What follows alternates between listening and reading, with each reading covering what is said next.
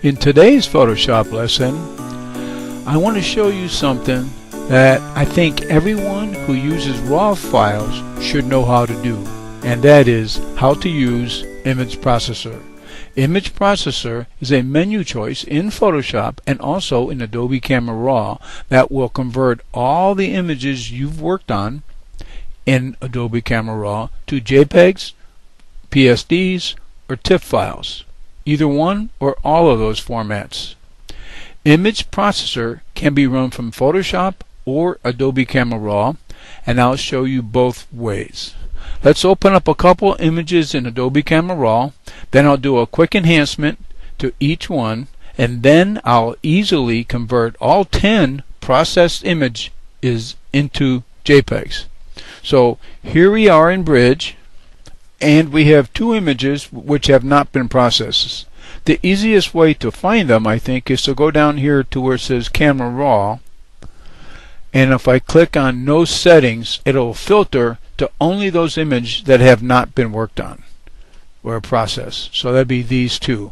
I'll just kind of draw a box around both of them. I can right click, open in Camera Raw. So these images will pop open in Camera Raw. We'll do a quick enhancement, and then we'll show you how to convert them using Image Processor. One way to convert images in Adobe Camera Raw is to click on the Auto button. Now when I do that, it always seems to make it a little less contrasty, and sure enough it's -16 here. I like a little more contrast, so I'm going to move that up. The image looks good, but I think these trees here are a little too dark for me. I'm going to get my favorite tool, which is this one right here. It's called the radial filter. I usually just tap the letter J to get it. What we want to do is bring up the shadows, so I'll click over here. That gives us a +25 in shadows. Everything else is 0. I'll draw a radial filter around these bushes here, and see how that lightens them up. Now I don't want to lighten this sky, so I'm going to take off a little bit of the highlights and hope the blue doesn't get lit up. Maybe a little more shadow, a little more greenery. And let's draw the same settings on this one up here. I'll hit the letter V, it makes that go away. Okay, that's a quick enhancement. If you like your images even more punchy, what you can do is click over here where it says Dehaze. Everybody see Dehaze? Dehaze will punch it up a lot. Let me drag that over to the right a little bit, and you'll see that'll add quite a bit of punch to it. Actually, that won't do anything because we're still in the radial filter.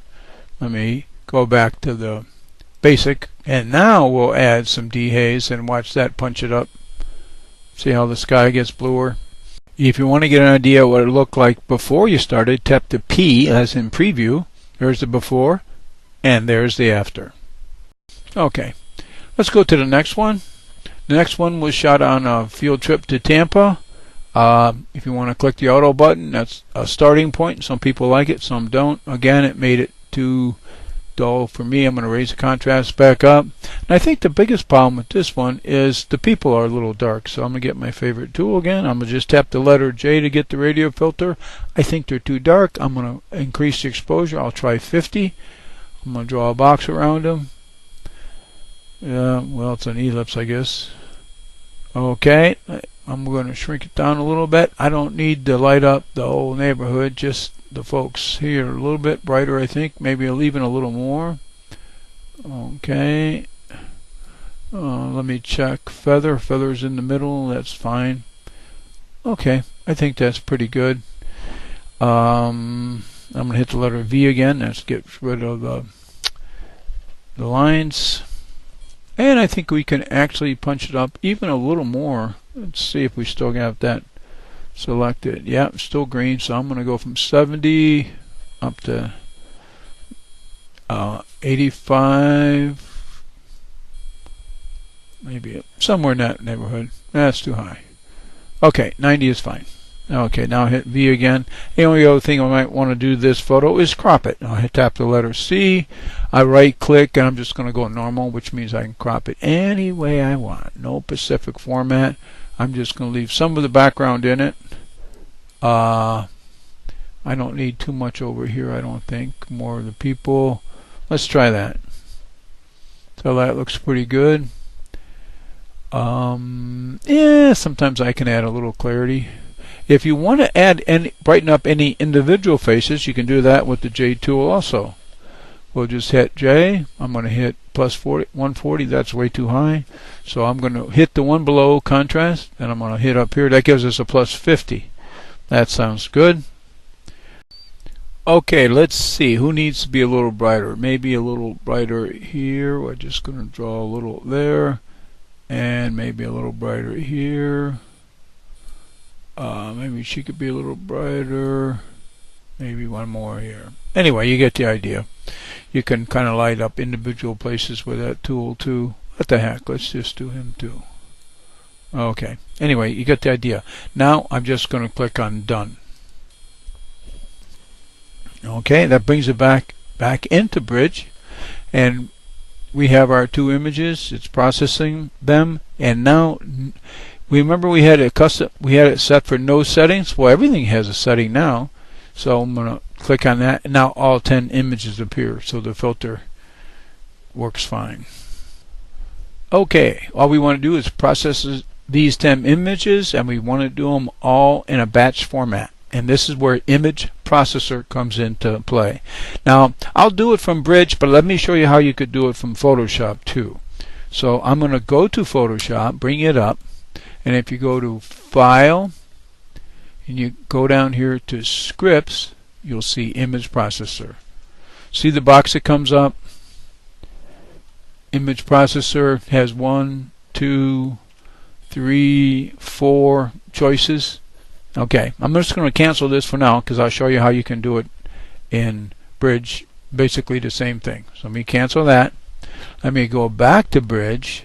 Now that we're in Bridge, let's select them all. I find the easiest way is to click on one and then hit Control A. Now they're all selected. Now I'm going to go to Tools, Photoshop, and this time we just click on Image Processor. And look, we get the same box. It even took us into Photoshop. So it's not really necessary to go into Photoshop to do this. You can do it right from Bridge and end up in the same place. So let's study this box and see what we got. Okay, first of all, we got select images to process. Okay, 10. Process from Bridge, that's 10. That's correct. That's what we want to process, so that's good. Open to apply settings. Nope, we don't need to do that.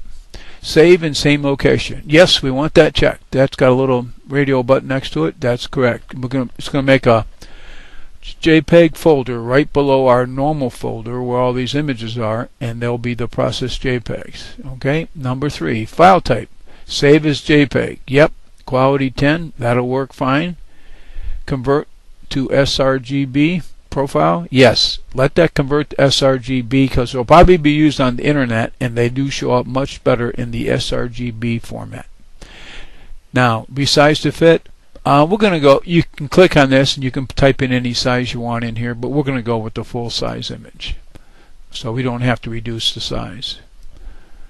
Or enlarge, I guess. We don't need Photoshop files, and we don't need TIFF files. So we'll leave those unchecked. And then at the very end here, we have run an action. You can put an action if you want to run that to each file, which we don't need to do. You can type your copyright information right in here, and that'll be embedded with the metadata. And do include the ICC profile. That'll help the computers and stuff to know what kind of file it is. Okay, so everything's good to go here. All we have to do is click on Run. Now, all 10 of these images will be processed into JPEGs for us. Now, some are already JPEGs, which they'll be reprocessed the way we told it to. Some are RAW files, and they'll be converted for the first time into a real usable photo file, in this case a JPEG file. Now, it does take a while. It used to be on this computer it would take 2.5 seconds per image, but now that things have slowed down over the last 8 years, it takes a lot longer. So what I'll do is I'll pause, and then I'll come back when it's all done. Okay, after a couple of minutes, it's all finished. Now we'll go back to Bridge, and there we'll look at the images. Now we just did 10. You could have done 100 just as easy. You just would have had to go get lunch or something while they were processing. Now if we look over here, what we'll see is we have a new folder that we didn't have before. See this one that says JPEG? That wasn't here. That's the one that we just made.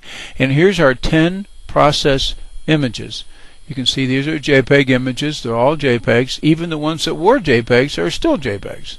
So, but all the raw files have been converted to JPEGs also.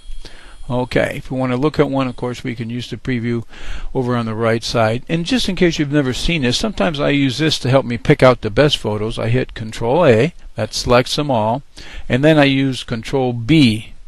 Now, I forgot, I don't know, it's just Control B, and now you can kind of just look through each image this way. Now if you don't want the image, just say you don't want this one, you can hit the down arrow and it actually takes it out of the viewing.